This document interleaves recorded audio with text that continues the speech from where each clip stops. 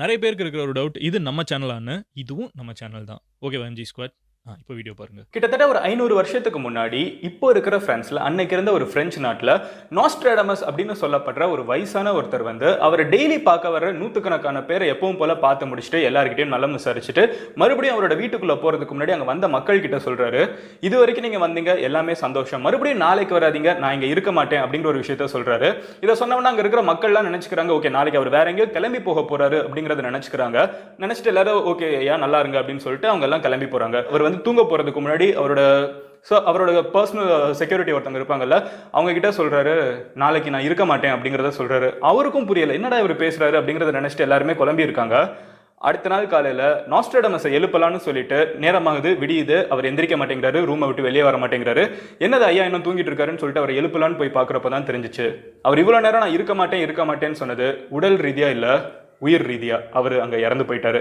தன்னோட சொந்த மரணத்தையே ப்ரெடிக்ட் பண்ண ஒரு மிகப்பெரிய ஒரு ப்ரெடிக்டர் அவரோட வாழ்க்கையில வந்து தி ப்ரொஃபசிஸ் அப்படின்னு சொல்லப்படுற ஒரு மிகப்பெரிய ஒரு புக் எழுதியிருந்தாரு. தன்னோட மரணத்தில இருந்து கடந்த 500 வருஷங்கள், அதாவது 500 வருஷத்துக்கு முன்னாடி வாழ்ந்தவர், அதுல இருந்து இன்னைக்கு வரைக்கும் ஒரு 500 வருஷம் நடுவில் வந்து பாஸ் ஆயிருக்கு. இந்த 500 வருடங்கள்ல ஜெர்மனியில இருந்த ஹிட்லரா இருக்கட்டும், இல்ல அமெரிக்கால இருக்கிற ஒபாமாவா இருக்கட்டும், இல்ல நடுவில் வந்து பிரிட்டிஷர்ஸ் இந்தியா விட்டு கிளம்பினதா இருக்கட்டும், ஏகப்பட்ட விஷயங்களை கம்ப்ளீட்டா ப்ரெடிக்ட் பண்ணி வச்சிருந்த ஒரு மிகப்பெரிய ஒரு ஞானி அப்படினே சொல்லலாம். நாஸ்ட்ராடமஸோட பிரெடிக்ஷன்ஸ்ல உலகத்துல வேற வேற மாற்றங்கள் ஃபியூச்சர்ல என்னென்ன நடக்கும்ங்கறத சொல்லியிருக்காரு. அதுல ஒரு பர்టిక్యులர் மாற்றம் 2020 இல்ல 2020க்கு வந்து பிளஸ் ஆர் மைனஸ் சில வருடங்கள் வந்து ஒரு பர்టిక్యులர் நபர் இந்தியால 3 கடல் சூழ்கிற ஒரு இடத்துல, அது இந்தியாங்கிறத வந்து எப்படி நிறைய பேர் ஐடென்டிஃபை பண்றாங்க அப்படிங்கறதெல்லாம் நான் சொல்றேன். பட் பேசிக்கா அவர் என்ன சொல்ல வரனா, இந்தியால இருக்கிற ஒரு பர்టిక్యులர் பர்சன் வந்து யாருக்குமே எதிர்பார்க்காம நார்மலான அப்ரிங்ல இருந்து இருக்கிற ஒருத்தங்க வந்து உலக அளவுல ஒரு புகழ் பெற்று மக்கள் எல்லாத்தையும் ஒண்ணு சேர்ப்பாங்க. அவர் போற வழி எப்படி இருக்கும், அவர் யாரா இருப்பாங்க, இது ஆணா இருக்கலாம் பெண்ணா இருக்கலாம் யாரா வேணாலும் இருக்கலாம்னு சில இன்டர்பிரேஷன்ஸ் இருக்கு. இது பையனா இருக்கணும்னு அவசியம் கிடையாது. சோ இந்த மாதிரி சொல்லப்படுற ஒரு இன்ட்ரெஸ்டிங்கான ஒரு ப்ரொஃபஸி இவர் எழுதுனதுல என்ன அப்படிங்கறதெல்லாம் நான் சொல்ல போறேன். பட் அதெல்லாம் முன்னாடி வந்து நாஸ்ட்ராடமஸை பத்தி ஒரு சின்ன பிரீஃப் கொடுத்துறேன். அதை சொல்லிட்டு வந்து இந்த ஒரு ஹீரோவை பத்தி அவர் என்ன சொல்லியிருக்காரு, இந்த உலகத்தையே ஒண்ணு சேர்க்க போறவங்க வந்து இந்த ஒரு காலகட்டத்தில் இன்னும் ஒரு 2 மாசத்துல இன்னும் ஒரு 20 நாள்ல வரப்போகிற ஒரு பர்టిక్యులர் வருஷத்துல இருந்து ஆரம்பிக்க கூடும்னு நிறைய பேர் நம்புறாங்க. நம்ம நிறைய பேருக்கு தெரியும் 2012 அப்படிங்கிற ஒரு வருஷம் வந்தப்போ 12 அதாவது டிசம்பர் 12ஆம் தேதி 2012 அப்ப வந்து உலகத்துல நிறைய பேர் நம்பிட்டு இருந்தாங்க. நம்மள ஸ்கூல் படிச்சிட்டு இருந்திருப்போம் நிறைய பேர். அப்ப நிறைய பேர் சொல்லிட்டு இருந்தாங்க உலகம் இதோட அழிஞ்சு போயிடும் அப்படின்னு. அதுக்கு காரணம் என்னவா சொன்னாங்கன்னு பாத்தீங்கன்னா, மாயன்ஸ் அப்படின்னு சொல்லப்படுற இங்க வந்து ஒரு கீழடி சிவிலைசேஷன் இருந்த மாதிரி, ஒரு இண்டஸ் வேலி சிவிலைசேஷன் இருந்த மாதிரி, இஜிப்தியன் சிவிலைசேஷன் இருந்த மாதிரி, மெக்சிகோ அப்படின்னு சொல்லப்படுற இன்னைக்கு இருக்கிற ஒரு பகுதியில் வந்து மாயன் சிவிலைசேஷன் அப்படிங்கிற ஒரு சிவிலைசேஷன் வந்து பல்லாயிரம் வருஷங்களுக்கு முன்னாடி வாழ்ந்திருந்தாங்க. இந்த மக்கள் வந்து ஒரு கேலண்டர் வந்து உருவாக்கி இருந்தாங்க. இந்த கேலண்டர் வந்து அவங்க பல ஆயிரம் வருஷத்துக்கு வந்து அவங்க கேலண்டர் உருவாக்கி இருந்தாங்க. ஆயிரக்கணக்கான வருஷத்துக்கு முன்னாடி வாழ்ந்திருந்த ஒரு இன மக்கள் வந்து ஆயிரக்கணக்கான வருஷத்துக்கு வந்து கேலண்டர் வந்து அவங்க போட்டு வச்சிருந்தாங்க. அவங்க அது வரைக்கும் வாழலைனா கூட அவங்க கேலண்டர் ரெடி பண்ணி வச்சிருந்தாங்க. இந்த கேலண்டர் முடிகிற நாள் எதுன்னு பாத்தீங்கன்னா 12/12/12 அன்னைக்கு வந்து இந்த கேலண்டர் முடியுது. அதனால வெஸ்டர்ன் வேர்ல்ட்ல இருக்கிற நிறைய பேர் என்ன நினைச்சாங்கன்னா இந்த வருஷத்தோட வந்து உலகம் அழிஞ்சு போயிடும் அப்படின்னு நினைச்சாங்க. பட் அந்த மாதிரி இல்ல. மேபி அவங்க சோம்பேறித்தனத்தினால அதோட நிறுத்திக்கிட்டாங்களா, அது வரைக்கும் அவங்க கால்குலேட் பண்ணதே பெரிய விஷயம். அவங்க அதோட பர்టిక్యులர் நிறுத்தி வச்சிட்டாங்க. அந்த மாதிரி நாஸ்ட்ராடமஸும் வந்து கிட்டத்தட்ட இயர் 3000 வரைக்கும் வந்து அவர் ப்ரெடிக்ட் பண்ணி வச்சுட்டு போயிருக்காரு. அதுக்கப்புறம் உலகம் அழிஞ்சிருமான்னு கேட்டீங்கன்னா அந்த மாதிரிலாம் அவர் எதுவும் சொல்லல. பட் பேசிக்கா அது வந்து அவர் அது வரைக்கும் ப்ரெடிக்ட் பண்ணி வச்சிருக்காரு. சோ எந்த ஸ்டைல்ல சொல்லியிருக்காருன்னு பாத்தீங்கன்னா, இப்ப திருவள்ளுவர் வந்து திருக்குறளை கப்லெட்ஸ் 2 வரிகளா எழுதி வச்சிருக்காருல, அந்த மாதிரி நாஸ்ட்ராடமஸ் வந்து அந்த ப்ரொஃபசிஸ் அப்படிங்கிற புக்ல வந்து குவான்டைன் அப்படின்னு சொல்றாங்க 4 வரிகள்ல வந்து இவர் ஒரு விஷயத்தையும் ப்ரெடிக்ட் பண்ணி வச்சிருக்காரு. இதுல இவர் வாழ்ந்து முடிச்சதுக்கு அப்புறம் இவர் ஒரு பர்టిక్యులர் காலத்துல நான் ஸ்டார்டிங்ல சொன்ன மாதிரி இவர் இறந்து போறாரு. அது வரைக்குமே வந்து ஒரு லோக்கல் ஏரியால ரொம்ப ஃபேமஸா இருக்காரு. இவர் இறந்து போனதுக்கு அப்புறம் இவரோட இறந்து போன அந்த எலும்பு கூடு இருக்குல்ல, அந்த எலும்பு கூட வச்சு வந்து நம்ம வந்து அந்த எலும்பு கூடுல வந்து நம்ம வைன் குடிச்சோம். அவரோட மண்டை ஓடுல வந்து அவர் அடக்கம் பண்றாங்க, அவரை புதைச்சு வைக்கிறாங்க. அதுக்கப்புறம் ஒரு மூட நம்பிக்கை மாதிரி ஒரு ரூமர் மாதிரி ஒன்று ஸ்ப்ரெட் ஆகுது என்னன்னா, இவரோட மண்டை ஓடுல வச்சு நம்ம வந்து வைன் குடிச்சோம்னா நம்மளுக்கும் அந்த ப்ரெடிக்ட் பண்ற பவர் கிடைக்கும்னு சொல்லி ஒரு ரூமர் வந்து ஒரு 200 வருஷம் கழிச்சு வந்து பிரெஞ்சு நாட்டுல சுத்த ஆரம்பிக்குது. இதை நம்பி 2 பேர் வந்து ஒரு 2 கொள்ளையர்கள் வந்து இவரோட மயானம் இருக்குல்ல, அந்த மயானத்துக்குள்ள இவரோட பரியல் கிரவுண்ட்ல போய் இந்த இவரோட எலும்பு கூட வெளியெடுத்து அந்த ஒரு ஸ்கெல்டன்ல வந்து வைன் ஊத்தி குடிச்சதா சில கதைகள், சில பிளாக் போஸ்ட் வந்து இன்டர்நெட்ல சுத்திட்டு இருக்கு. எந்த அளவுக்கு ஃபேக்சுவல்னு தெரியல. சோ அதை நான் முதல்ல சொல்லிடுறேன். பட் இந்த மாதிரி ஒரு கதை சொல்லப்படுது, கேட்கறதுக்கு இன்ட்ரெஸ்டிங்கா இருக்கு என்னாலும். சோ இந்த மாதிரி இவரோட மண்டை ஓடுல வந்து வைன் ஊத்தி குடிச்சிருக்காங்களாம். அவங்க வைன் ஊத்தி குடிக்கிறதுக்கு முன்னாடியே வந்து அவரோட அந்த சவப்பெட்டி இருக்குல்ல, அந்த சவப்பெட்டியில உள்பகுதியில் எழுதி எழுதியிருக்கிறது என்னன்னா, இந்த பாக்ஸை நீங்க திறந்துட்டீங்க, நீங்க வந்து சத்தியமா வந்து செத்து போயிடுவீங்க மாதிரி எழுதி வச்சிருக்காங்களாம். பட் அதையும் மீறி இவங்க வந்து அந்த பிரெஞ்சு லாங்குவேஜ்ல எழுதிக்கிறதெல்லாம் மீறி அவங்க வந்து அந்த மண்டை ஓடல இருக்கிறத வச்சு குடிச்சிருக்கதா வந்து கிளைம் பண்றாங்க. இந்த கதைகள்லாம் கிளைம் பண்ணுது. ஸோ அந்த இதை வைன் குடிச்சதுக்கு அப்புறம் என்ன இருக்குன்னு பாத்தீங்கன்னா, உங்களுக்கு எந்த சூப்பர் பவரும் கிடைக்கல. ஆனா அவங்க வந்து எதிர்பார்த்த மாதிரியே சில வருடங்கள்ல வந்து 2 பேருமே ஒரு ஆக்சிடென்ட்ல இறந்து போயிட்டாங்க அப்படிங்கறதையும் சொல்றாங்க. இதெல்லாம் வந்து இன்ட்ரெஸ்டிங்கான விஷயம். இந்த மாதிரி சில விஷயங்கள் வந்து இவர் மேல ஏகப்பட்ட நம்பிக்கையை வந்து மக்கள் கிட்ட உருவாக்குது. எந்த அளவுக்கு உருவாக்குது அப்படிங்கறத பாத்தீங்கன்னா, சில பர்டிகுலர் காலங்கள்ல உலகப்போர் 1, 2ஆம் உலகப்போர் இதெல்லாம் வந்து நம்ம இந்தியால இருக்கிறப்ப நம்மளுக்கு ஆச்சரியமா இருக்கு. யோசிச்சு பாருங்க, பிரான்ஸ்ல இருக்கவங்களுக்கு, ஜெர்மனில இருக்கவங்களுக்குலாம் வந்து இது ரொம்ப மிகப்பெரிய ஆச்சரியமா இருக்கு. அவங்க ஏரியால இருக்கிற ஒருத்தர் இதெல்லாம் பண்ணிருக்காருங்கிறதுனால. சோ அவர் அந்த ப்ரொஃபசிஸ் புக்ல வந்து என்ன நடந்திருக்குன்னு பாத்தீங்கன்னா, 2ஆம் உலகப்போர் போயிட்டு இருக்கப்ப வந்து ஜெர்மனி வந்து தோக்க போறாங்க அப்படிங்கிற நிலைமை வந்துருச்சு. இப்படி இருக்கிற ஒரு காலகட்டத்தில் என்ன பண்றாங்கன்னா, ஜெர்மனி படை வீரர்கள் இருக்காங்கல்ல, அவங்க மனம் உடைஞ்சு போயிடக்கூடாது அப்படிங்கிற காரணத்துக்காக ஃபிளைட் வழியா வந்து ஜெர்மன் சோல்ஜர்ஸ் இருந்துகிட்டு பேம்ப்ளெட்ஸ் வந்து டிராப் பண்றாங்களா மண்ணுல.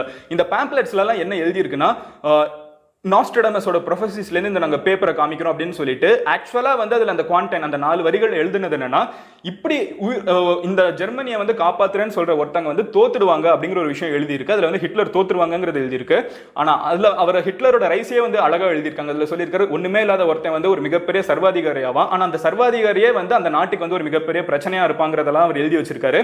பட் அந்த குவான்டைன்ல வந்து எப்படி மாத்தி எழுதியிருக்காங்கன்னா, சித்தரிச்சு எழுதியிருக்காங்கன்னா, இந்த படை ஜெயிச்சிரும், நீங்க வந்து மனம் தளராம அதனால போராடுங்க மாதிரி வந்து மக்களை பூஸ்ட் பண்றதுக்கு, ராணுவ வீரர்களை வந்து 2ஆம் உலக போறப்ப வந்து பூஸ்ட் பண்றதுக்கு இது உண்மையிலே நடந்த விஷயம். இந்த மாதிரி ஃளைட்ல இருந்து பேம்ப்ளெட்ஸ் எல்லாம் டிராப் பண்ணிருக்காங்க. இந்த அளவுக்கு வந்து இவர் மேல நம்பிக்கைங்கிறது யூரோப்ல போயிட்டு இருக்கு. இப்போ நான் நம்மளோட மேட்டருக்கு வரேன். சோ இதுதான் நாஸ்ட்ரடாமஸ். இவரை பத்தின நம்பிக்கைகள், இவர் வந்து சொன்னா நடக்குங்கிறது வந்து ஏகப்பட்ட விஷயங்கள் இந்த மாதிரி நம்பப்படுது. இதை வந்து நம்ம ஆல்ரெடி 2 வீடியோல பார்த்திருக்கோம். பட் அடுத்து இவர் மெயினா சொல்ற விஷயம் என்னன்னு பாத்தீங்கன்னா, இந்த மாதிரி ஒரு ஏகப்பட்ட ப்ரொஃபசிஸ் உலகம் ஃபுல்லா வந்து அடுத்தடுத்த வருஷம் என்னென்ன நடக்கும்னு எழுதியிருக்காரு. இப்படி எழுதினதுல வந்து சில விஷயங்கள் நடந்திருக்கு, பல விஷயங்கள் நடக்காம போயிருக்கு. பட் நடந்த சில விஷயங்கள் வந்து நிறைய பேர்னால புருவத்தை உயர்த்தி பார்க்குற மாதிரி. 2ஆம் உலகப்போர், முதல் உலகப்போர்லாம் வந்து அவர் 500 வருஷத்துக்கு முன்னாடி ப்ரெடிக்ட் பண்ணதுலாம் மிகப்பெரிய விஷயம். இந்தியாவுக்கு வந்து சுதந்திரம் கிடைக்கிறது, அப்புறம் வந்து இந்த மாதிரி அமெரிக்கால வந்து இந்த இரட்டை கோபுரங்கள் இடிஞ்சு விழுகிறது, இதெல்லாம் அப்பவே ப்ரெடிக்ட் பண்ணியிருக்காருங்கிறது ரொம்ப இன்ட்ரெஸ்டிங்கான விஷயமா இருக்குது. பட் எனிவே, இதுதான் வந்து நாஸ்ட்ரடாமஸ் பத்தின ஒரு சின்ன பிரீஃப். இப்போ நம்ம இந்தியாவுக்கு வருவோம். இவரோட ஒரு பர்டிகுலர் குவான்டைன்ல ஆக்சுவலா 2-3 குவான்டைன்ல இவர் என்ன சொல்றாரு அப்படிங்கறது பாத்தீங்கன்னா, இப்போ திருக்குறளுக்கு வந்து ஒரு நம்பர் இருக்குல்ல, அந்த மாதிரி குவான்டைன்ஸ்க்கு ஒரு நம்பர் இருக்கும். இதுல எஸ்பெஷலி 90ஸ்ல இருந்து 130 இந்த ஒரு குவான்டைன்குள்ள தான் இவர் இந்தியாவை அதிகமா டச் பண்றாரு. இந்த குவான்டைன்ஸ்ல அவர் என்ன சொல்றாருன்னு பாத்தீங்கன்னா, இந்த உலகத்துல வந்து கடலோட பெயர் கொண்ட ஒரு நாடு இல்ல நாட்டோட பெயர் கொண்ட ஒரு கடல் அப்படிங்கிற ஒரு விஷயத்தை மென்ஷன் பண்றாரு. இந்த ஒரு நிலப்பரப்பை வந்து அவர் முதல்ல மென்ஷன் பண்றாரு. இந்த உலகத்திலேயே வந்து கடலோட பெயரை கொண்ட ஒரே ஒரு நாடு எதுன்னு பாத்தீங்கன்னா, இல்ல நாட்டோட பெயர் கொண்ட ஒரே ஒரு கடல் எதுன்னு பாத்தீங்கன்னா, இந்தியன் ஓஷன், இந்தியா. இந்த 2 விஷயங்கள் மட்டும்தான். மத்ததெல்லாம் பாத்தீங்கன்னா வந்து அட்லாண்டிக், ஆர்டிக், பசிபிக் நம்ம சொல்லிட்டே போயிட்டு இருக்கலாம், சதர்ன் ஓஷன் அப்படின்னு சொல்லலாம். பட் ஒரு கண்ட்ரியோட பெயரை வந்து ஒரு கடலுக்கு கொடுத்திருக்குங்கிறது வந்து இந்தியாவுக்கு மட்டும்தான் இந்த பெருமை இருக்கு. இந்தியன் ஓஷன் அப்படிங்கிறதுல தான் இருக்கு. இதை சொல்லிட்டு அவர் ஃபர்தரா சொல்ற விஷயம் என்னன்னு பாத்தீங்கன்னா, 3 கடல் சேர்ற ஒரு இடத்துல, அதாவது 3 மிகப்பெரிய நீர்நிலைகள் சேர்ற ஒரு இடம், அதாவது வந்து சதர்ன் பார்ட் ஆஃப் இந்தியா வந்து இவர் மென்ஷன் பண்றாருன்னு சில பேர் வந்து இதை வந்து அவங்களுக்கு ஏற்ற மாதிரி இன்டர்பிரேட் பண்றதா. இவர் வந்து ஒரு மாதிரி பசில் மாதிரி கொடுத்துட்டு போயிடுறாரு, அதாவது வந்து விடுகதை மாதிரி கொடுத்துட்டு போயிடுறாரு. அது ஒவ்வொருத்தங்க தனக்கு ஏற்ற மாதிரி இன்டர்பிரேட் பண்ணி பாக்குறாங்க. அதுல வந்து நிறைய பேர் இந்தியாவை சொல்றதுக்கு காரணம் என்னன்னு பாத்தீங்கன்னா, கடல் பேரை கொண்ட ஒரு நாடு இந்தியா மட்டும்தான். அண்ட் இவர் எழுதுறது வந்து கிட்டத்தட்ட 500 வருஷத்துக்கு முன்னாடி. அப்பமே இதுக்கு இந்தியன் ஓஷன்ங்கிற ஒரு பேர் வச்சிருக்காங்களான்னு கேட்டீங்கன்னா எனக்கு அது தெரியாது. ஆனா அவர் அந்த காலகட்டத்தில் அவர் என்ன யூகிச்சார் அதை தான் எழுதியிருக்க முடியும். ஸோ அவர் என்ன சொல்றாருன்னா, கடல் பேர் கொண்ட ஒரு நாட்டில் வந்து 3 கடல்கள் சேர்ற 3 மிகப்பெரிய நீர்நிலைகள் சேர்ற ஒரு இடத்துல இருந்து ஒருத்தன் பறப்பான் அப்படிங்கிற ஒரு விஷயத்த சொல்றாரு. இதை வந்து ஆண் நான் பேசுறப்ப ஈஸியா இருக்குங்கிறதுக்காக ஒரு ஆண் அப்படிங்கிற ஒரு டோன்ல சொல்றேன். பட் இது பெண்ணா கூட ஒருத்தங்க பறப்பாங்கன்னு வச்சுக்கோங்களேன், ஒருத்தங்க பறப்பாங்க. அண்ட் இவங்க வந்து ஸ்டார்டிங்ல ஒரு நார்மலான ஒரு ஹம்பிளான பேக்ரவுண்ட்ல பிறந்திருந்தாலும் இவங்க யாருமே வந்து யூகிக்கவே முடியாது. அந்த மாதிரி ஒரு நார்மலான ஒரு இடத்துல பிறந்து இவங்க வந்து அந்த ஊர்ல இருக்கிற மக்களே முதல்ல இவங்களை நம்பவே மாட்டாங்க. பட் நாளாக இவங்க மேல நம்பிக்கை வந்து அதிகமா கூடும். இவங்களை வந்து எதிர்க்கிறது ஏசியால வந்து ஒரு ஃபாலியா இருக்கும் அப்படின்னு சொல்றாங்க. To oppose him in Asia is folly அப்படின்னு சொல்றாங்க. அதாவது ஏசியா அப்படின்னு சொல்லப்படுற இந்த ஒரு கண்டத்தில் இவங்க நாளாக வளர இவங்களுக்கு மக்கள் சப்போர்ட் வர வந்து ஏசியால இவங்களை எதிர்த்து யாரு நின்னாலும் அவன் வந்து ஒரு மிகப்பெரிய முட்டாள். அந்த அளவுக்கு வந்து இவங்களுக்கு இந்தியா இந்தியால மட்டும் இல்ல, சவுத் இந்தியால மட்டும் இல்ல, ஏசியா லெவல்ல ஒரு மிகப்பெரிய ஒரு ஃபாலோவர்ஸ் வருவாங்க. இவங்க சொல்றது இங்க இருக்கிற எல்லா மக்களும் ஒண்ணா கேட்பாங்க அப்படிங்கிற ஒரு விஷயத்தை சொல்றாங்க. இவங்கள வந்து எந்த காலகட்டத்தில் பிறப்பாங்க அப்படின்னு சொல்றாங்கன்னா, இந்த காலகட்டத்தில், அதாவது இந்த மில்லினியம் அப்படின்னு சொல்றாங்கல்ல, இந்த 2000s இந்த ஒரு ஜோன்ல வந்து இவங்க வந்து ரைஸ் ஆவாங்க அப்படிங்கிற ஒரு விஷயத்தை சொல்றாங்க. சோ அது வந்து இப்போ 2020 இந்த ஒரு ஃபேன்சி நம்பர் மாதிரி இருக்குங்கிறதுனால நிறைய பேர் வந்து இந்த ஒரு காலகட்டமா இருக்கக்கூடும்னு சொல்றாங்க. ஃபர்தரா நாஸ்ட்ராடமஸ் என்ன சொல்றாருன்னு பாத்தீங்கன்னா, இவங்க வந்து ஃபர்தரா பறக்குறாங்க, இவங்க வந்து ஒரு பயங்கரமா இவங்களுக்குன்னு ஒரு ஃபாலோவர்ஸ் வருவாங்க. இப்படி இருக்கிறப்ப வந்து ரஷ்யால இருந்து ஒரு மக்கள் வந்து முதல்ல இந்தியா கூட இணையறதுக்கு வந்து வர இந்த தலைவன் கூட இணையற இல்ல தலைவி கூட இணையற முதல் ஆள் யாரா இருப்பாங்கன்னு பாத்தீங்கன்னா ரஷ்யன்ஸா தான் இருப்பாங்கன்னு சொல்றாங்க.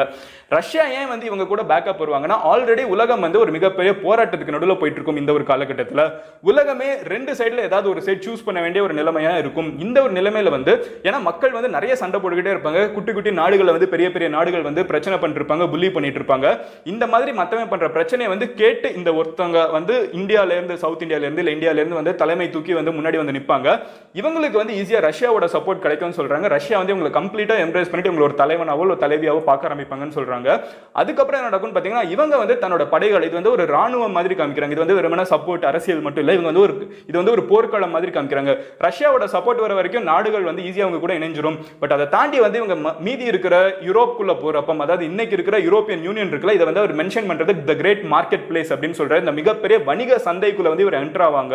வணிக சந்தைங்கிறது வேற ஒண்ணும் இல்ல, இன்னைக்கு யூரோப்பியன் யூனியனா இருக்கட்டும், பிரெக்சிட்டா இருக்கட்டும், இது எல்லாமே வணிகத்தை பத்தி தான் அதிகமா பேசிட்டு இருக்காங்க. இந்த இடத்துக்குள்ள இந்த தலைவனோ இந்த தலைவியோ வந்து ரஷ்யாவோட ஹெல்ப்போட உள்ளுக்குள்ள என்டர் ஆவாங்க. மொத்த யூரோப்பா இருக்கட்டும், மொத்த ஏசியாவா இருக்கட்டும், இந்த ஒருத்தங்க பின்னாடி வந்து சேரும். அதுக்கப்புறம் அமெரிக்கா வந்து வேற வழி இல்லாம இவங்க கூட வந்து சேரும். இந்த ஒருத்தன் வந்து இந்த ஒருத்தங்க ஒரு பெண்ணோ ஒரு ஆணோ வந்து மறுபடியும் உலகத்துல வந்து நிலைநாட்டுவாங்க, அமைதியை நிலைநாட்டுவாங்க. மறுபடியும் உலகத்துல இருக்கிற இந்த சின்ன சின்ன சண்டைகள் எல்லாம் விட்டு மனித நேயம் வந்து அதுக்கப்புறம் மறுபடியும் வந்து ஒரு முன்னேற்ற பாதையில போகும் அப்படிங்கறது சொல்றாங்க. பட் இந்த ஒரு ப்ராசஸ் இருக்குல்ல, உலக மக்களை ஒண்ணு சேர்க்கிறதுன்னு, இது சிம்பிளான ப்ராசஸா இருக்காது. இதுல வந்து ஏகப்பட்ட ரத்தம் சிந்தும், ஏகப்பட்ட போர்கள் வெடிக்கும், நிறைய பேர் உயிரிழப்பாங்க. இதெல்லாம் முடியறப்ப வந்து உலகத்தோட பாப்புலேஷனே பயங்கரமா கம்மியாகுங்கிற மாதிரி ப்ரெடிக்ஷன்ஸ்லாம் வச்சிருக்காரு. இதெல்லாம் கேட்கறதுக்கு வந்து பயங்கர ஃபேண்டசியா இருக்கும். ஆப்வியஸ்லி இதெல்லாம் நான் நம்புறேன்னு கேட்டீங்கன்னா கண்டிப்பா நான் இதெல்லாம் நம்புறது கிடையாது. பட் இதை நம்புறவங்க நிறைய பேர் இருக்காங்க. சோ அந்த வெர்ஷனை நான் உங்ககிட்ட காமிக்கிறேன். சோ இவரோட ப்ரொஃபசிஸ் இதுதான். ஏன்னா இவரோட ப்ரொஃபசிஸ் வந்து எல்லாமே கம்ப்ளீட்டா நடக்கலனாலும் மேபி இதுல இருந்து ஒன்று ரெண்டு நடக்க கூடும் அப்படிங்கிறது தான் தோணுது. ஏன்னா இவர் ப்ரெடிக்ட் பண்ண சில விஷயங்கள் நடந்திருக்கு. சோ இவர் இந்த மாதிரி சொல்றாரு, இப்படி ஒருத்தங்க ரைஸ் ஆவாங்க, அவங்களை ஸ்டார்டிங்ல யாருமே நம்ப மாட்டாங்க. ஆனா அதுக்கப்புறம் மக்கள் கொஞ்சம் கொஞ்சமா ஒண்ணு சேருவாங்க. அவங்க உலகத்துல இருக்கிற மக்கள் எல்லாம் ஒண்ணு சேர்ப்பாங்க. சேர்த்து முடிச்சதுக்கு அப்புறம் நாடுகள் இருக்காது. இந்த உலக மக்கள் எல்லாமே வந்து ஒண்ணா மனித நேயம் அப்படிங்கிற ஒரு விஷயம் மட்டும் தான் இருக்கும். It will be all just humans. இங்க வந்து ஏன் நிறம் வேற, ஊன் நிறம் வேற, பார்டர் ஒரு நாட்டுல இருந்து இன்னொரு நாட்டுக்கு போறதுக்கு பார்டர்ஸ் அப்படிங்கிற விஷயங்கள் இருக்காது. எல்லா மக்களும் ஒண்ணா மக்களோட மக்களா இருப்பாங்க. அதுக்கு வந்து இவங்க வந்து கொண்டு வருவாங்க. இவங்கள வந்து நிறைய பேர் இன்டர்நெட்ல நிறைய பேர் இன்னைக்கு வந்து ப்ரொஃபசிஸ் இந்த பிளாக் இதெல்லாம் ரெஃபர் பண்றவங்க யாருன்னு பாத்தீங்கன்னா, இந்த கான்ஸ்பிரசி தியரிலாம் எப்படி ரெஃபர் பண்றாங்கன்னா, இம்மார்டல் ரூலர் அப்படிங்கிற ஒரு நேம் வந்து உங்களுக்கு கொடுத்திருக்காங்க. இந்த இம்மார்டல் ரூலர், அதாவது அழியாத ஒருத்தங்க வந்து இப்படி இருப்பாங்கன்னா, பட் அழியாத ஒருத்தங்க யாருமே கிடையாது. யாரா இருந்தாலும் ஒரு நாள் அழிஞ்சுதான் ஆகணும். பட் இந்த மாதிரி ஒருத்தங்க வரவங்க உலகத்தெல்லாம் ஒண்ணு சேர்ப்பாங்க. இது வந்து மில்லினியம், அதாவது 2000s காலகட்டங்கள்ல நடக்கும் அப்படிங்கிறது வந்து நாஸ்ட்ராடமஸோட ஒரு மிகப்பெரிய ப்ரெடிக்ஷனா இருக்கு. சோ இந்த ஒரு காலகட்டம் வரப்ப வந்து நிறைய பேர் அதான் யாரா இருப்பாங்க நிறைய பேருக்கு ஏகப்பட்ட எதிர்பார்ப்பு இருக்குது. இதெல்லாம் ஒரு சைடு நம்ம சொன்னாலும் இது நாஸ்ட்ராடமஸோட ப்ரெடிக்ஷன்ஸ் மட்டும் இல்ல. உலகத்துல இருக்கிற 3 மிகப்பெரிய மதங்கள்ல நம்ம எந்த மதத்தை பார்த்தாலுமே வந்து ஜட்ஜ்மென்ட் டேவா இருக்கட்டும், இல்ல வந்து இன்னொரு ஒரு அவதாரம் வரும் நம்புறதா இருக்கட்டும், ஃபெய்த் பேஸ்டா இருக்கிற எல்லாருக்குமே வந்து இந்த மாதிரி யாராவது ஒருத்தங்க வருவாங்க, யாராவது ஒருத்தங்க காப்பாத்துவாங்கங்கிற ஒரு பிலீஃப் வந்து எல்லா மத அடிப்படையிலும் இருக்கு. இது வந்து நாஸ்ட்ராடமஸோட வந்து ஒரு பிலீஃபோட இல்ல ப்ரெடிக்ஷன்ஸோட வந்து ஈஸியா ஒற்று போகுது. பட் இதெல்லாம் நம்ம ஒரு சைடு பார்த்தாலும் இன்னொரு சைடு வந்து ஒரு விஷயம் நம்ம கண்டிப்பா புரிஞ்சுக்கணும்.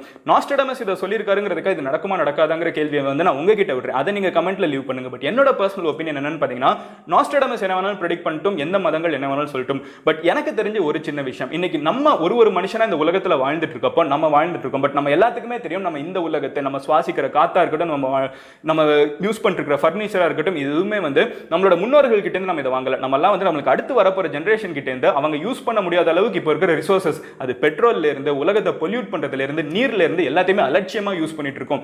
இதே ரேஞ்சில போச்சுன்னா இவர் ப்ரெடிக்ட் பண்ற மாதிரி அப்படி ஒருத்தங்க பிறந்து வரதுக்கு உள்ளே வந்து நம்ம இந்த உலகத்தை அழிச்சிருவோங்கிற அளவுக்கு இந்த உலகத்தை வந்து நம்ம ஒவ்வொரு நாளும் அழிச்சிட்டு இருக்கோம். சின்ன சின்ன விஷயங்கள், ஒரு குப்பையை ப்ராப்பரா டஸ்ட்பின்ல போடுறதுல இருந்து, ஒரு ஸ்விட்சை வந்து யூஸ் பண்ணாதப்ப எலக்ட்ரிசிட்டி ஆஃப் பண்றதுல இருந்து, இந்த மாதிரி சின்ன சின்ன விஷயங்களை நம்ம பண்ண ஆரம்பிச்சோம்னா அப்படின்னா இந்த மாதிரி ஒரு ப்ரொஃபஸிடு ஹீரோ தான் வந்து நம்ம மக்களை காப்பாற்றணும்னு அவசியம் கிடையாது. பட் இன்னைக்கு இருக்கிற உலகத்தை நம்ம அட்லீஸ்ட் ஆல்ரெடி அடுத்த ஜென்ரேஷன் கிட்ட இருந்து அழிச்சாலும் அதுக்கப்புறம் வரப்போற ஜென்ரேஷனுக்கு ஏதாவது மிச்சமாவது வச்சுட்டு போவோம். ஸோ இந்த ஒரு சின்ன விஷயத்தை மட்டும் பார்ப்போம். வரலாற்றோட பக்கங்களை திருப்பி பார்க்குறப்ப வந்து 90s 2000s பிறந்தவங்க எல்லாம் வந்து இந்த உலகத்தை அழிச்சிட்டாங்கிறத பார்க்கறதுக்கு பதிலாக அவங்க இந்த உலகத்தை வந்து பெட்டர் ஆக்குனாங்கிற ஒரு விஷயத்தை பார்த்தா நம்மளுக்கு ஃபியூச்சர்ல வர ஜென்ரேஷன் கிட்ட நம்மளுக்கு ஒரு பெருமை தானே. அதை தாண்டி வந்து இது பேசிக்கா நம்ம நேச்சருக்கு திருப்பி கொடுக்க வேண்டிய ஒரு கடமைன்னு எனக்கு தோணுது. பட் இப்போ நான் உங்ககிட்ட மெயினா ஒரு விஷயத்தை கேட்கிறேன், நீங்க இந்த வீடியோட முடிவில் யார் அந்த ஒரு நபரா இருப்பாங்கிறத நினைக்கிறீங்க? சப்போஸ் இது ஒரு ஃபேண்டசியா மட்டுமே பார்த்தா கூட யார் அந்த ஒரு பர்டிகுலர் நபரா இருப்பாங்க அப்படின்னு நீங்க நினைக்கிறீங்க? இந்த உலகத்தையே ஒன்று சேர்ற ஒருத்தங்க, யாருமே நம்பாம லேட்டரா வந்து ரைஸ் ஆகிற ஒருத்தங்க யாரா இருக்க குடும்பங்கிறத கமெண்ட்ல லீவ் பண்ணுங்க.